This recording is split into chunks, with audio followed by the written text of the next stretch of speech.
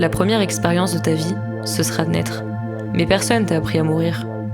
Alors non, je vais pas te parler de concepts de mort au sens littéral, ni même des concepts de vie après la mort, parce qu'au fond, c'est pas ça qui compte. Mais par contre, j'ai bien envie de te parler de mort dans la vie. Parce que chaque seconde, chaque souffle, chaque geste, chaque mot est une naissance et une mort.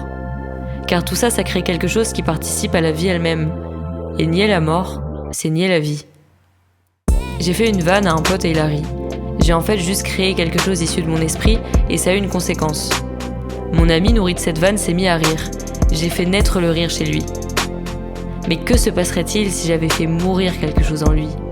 Si par manque de connaissance de moi-même, par ma souffrance et mes blessures, j'avais manqué de maîtrise de moi et fini par le blesser réellement. Et que d'un coup, il avait arrêté de rire.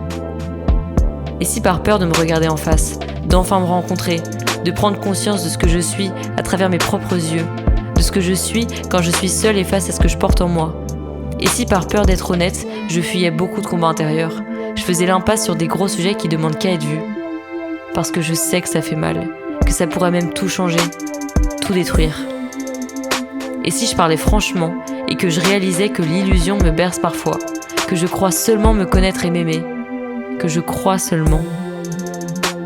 Et si abandonner le personnage qu'on a construit toute notre vie pour être fort devant les autres, encaisser les balles perdues ou les gros drames, si abandonner ce costume-là nous mettait à nu, nous faisait découvrir qu'en fait, on n'a jamais guéri cette blessure, ni oublié cette phrase-là.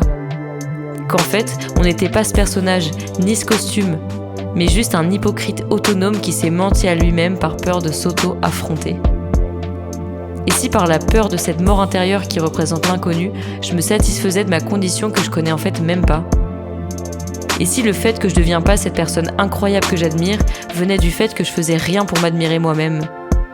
Que j'avais peur de faire naître mon moi idéal parce que ça impliquerait de faire mourir mon moi actuel en regardant peut-être mon moi d'avant.